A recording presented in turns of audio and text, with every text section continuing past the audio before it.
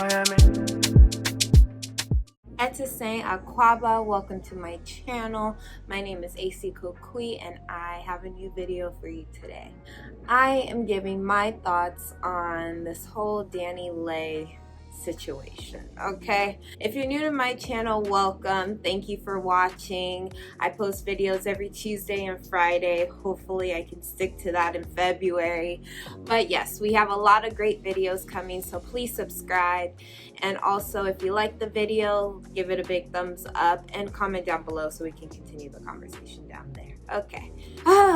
DaniLeigh. Okay, first of all, I'm sorry. And I'm not a shady person at all. Like, I will always find the good in any celebrity.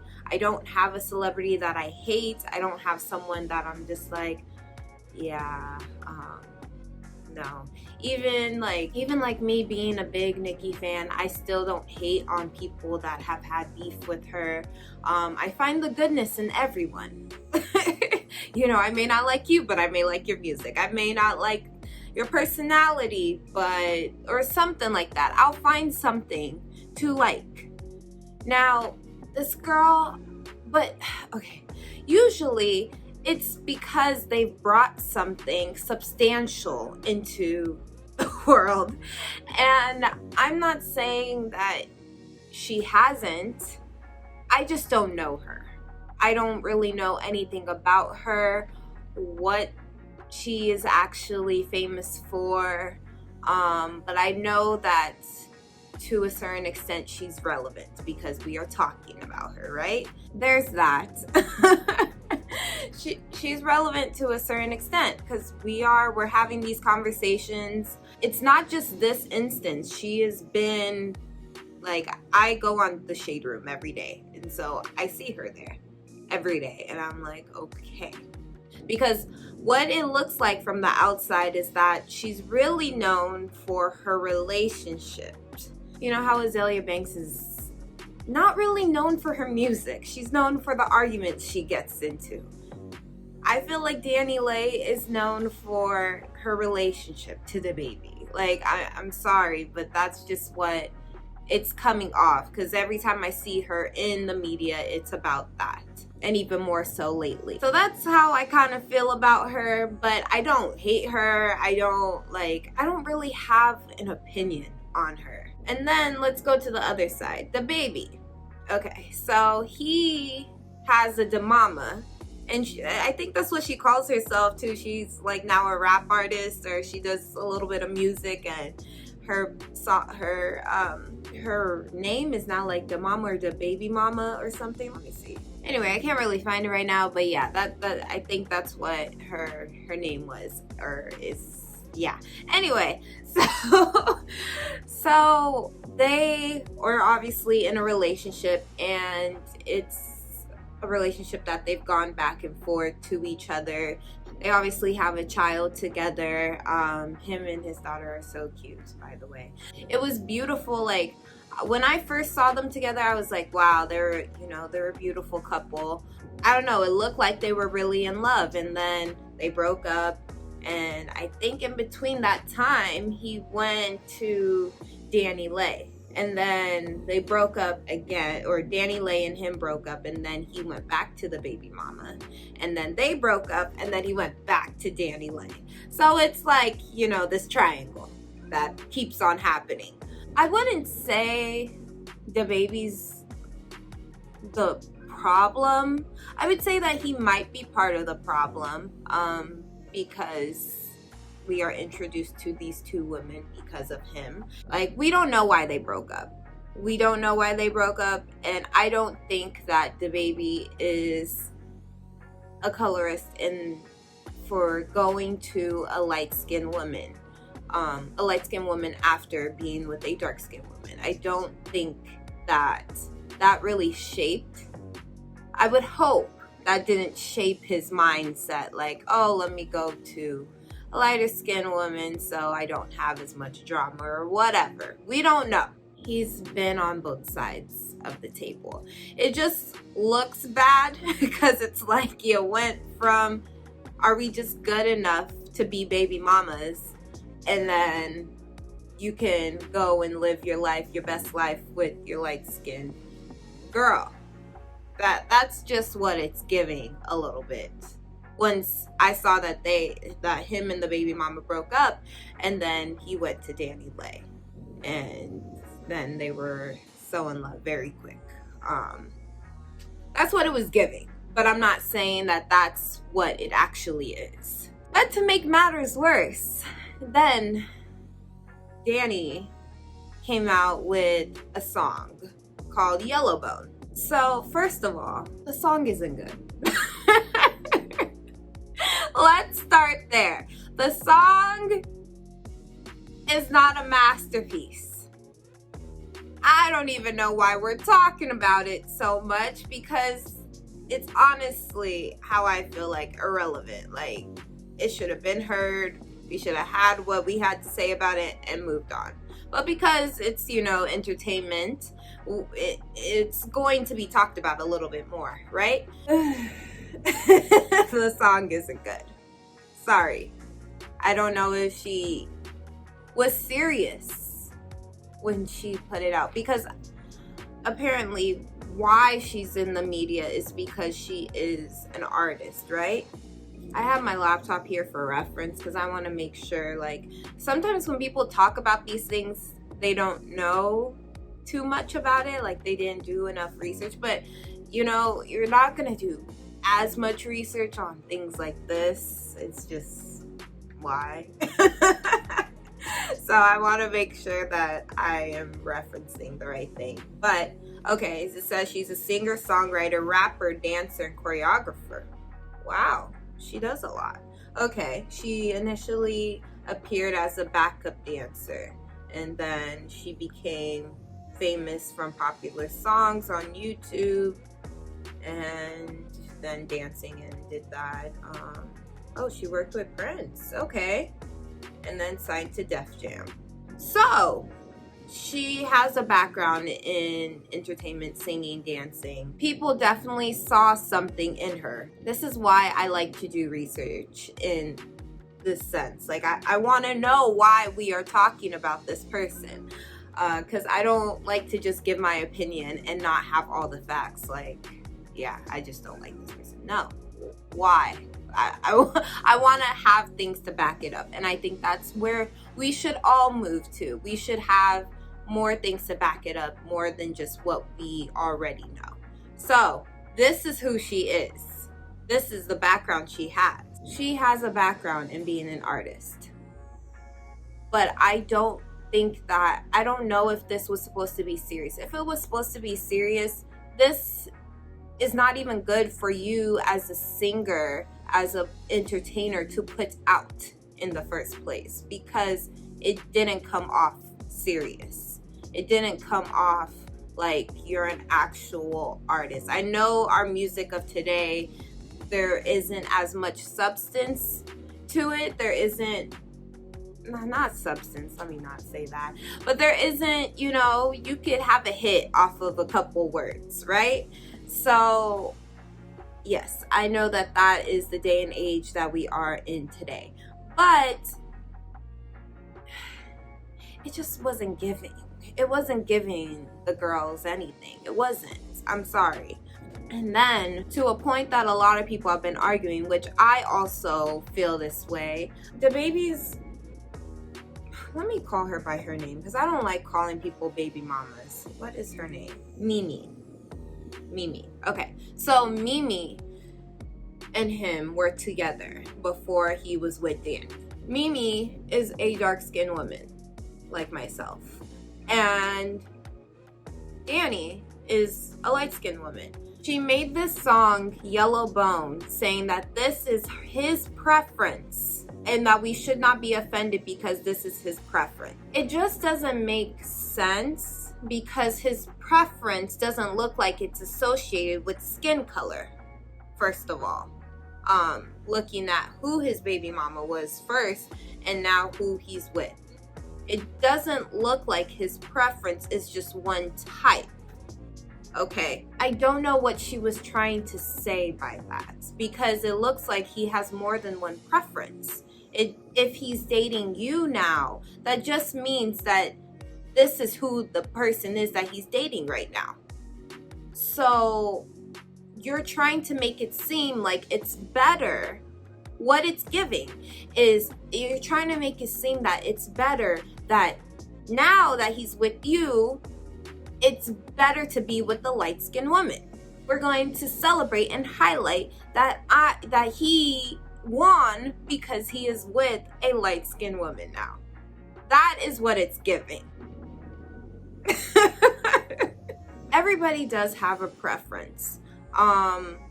Preferences aren't bad as if they're not stereotypical, if they're not meant to make another group of people feel bad about themselves, right? But for him to have gone from a dark-skinned woman to a light-skinned woman, and then you're now saying that this is his preference and this is what he likes, you're making it seem like him being with the dark-skinned woman was just for us to be a baby mama, for us to be nothing more than that he just wanted a dark-skinned woman just so that she could be the mother of his child and he could leave her and then go be with his preference. Okay? That is more so what it's giving. And in that, that's wrong.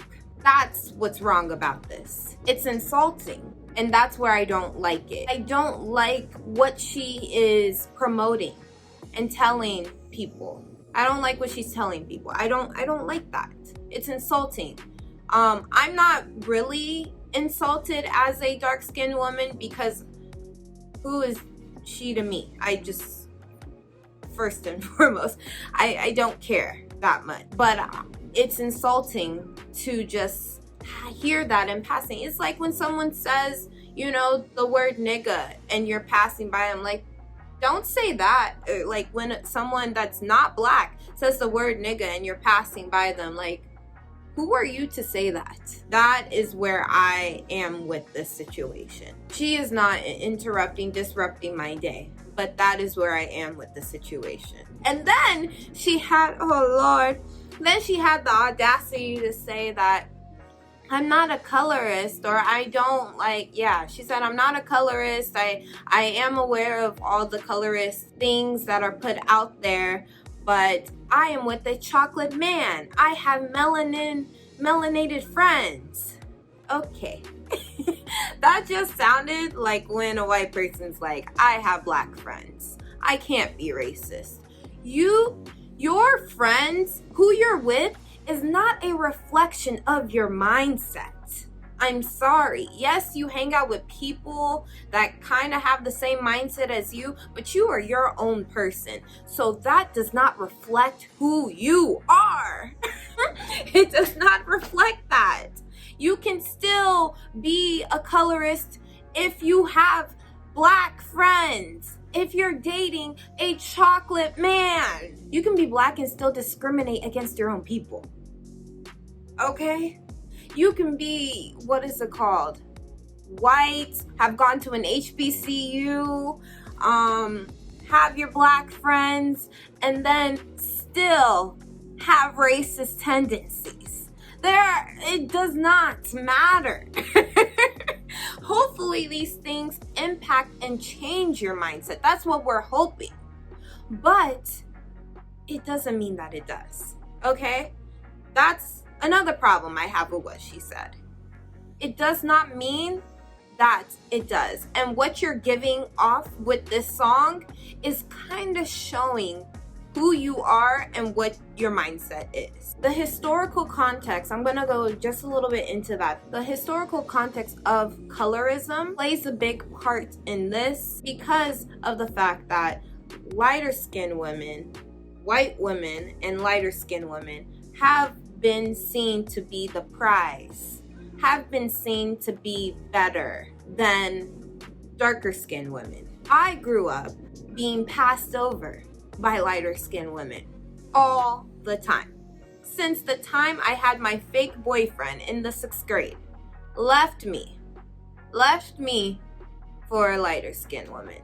So it's not just something that we're saying, it's something that has happened. And they get the most praise. It is there, it is written, there are songs. I like a red bone, thick hair, long. Yeah, that song, there's multiple songs like that. It is constantly perpetuated in entertainment media, in songs, in what you see. You have to be careful as a light-skinned person. You have to be willing to know your privilege, understand that, and be careful.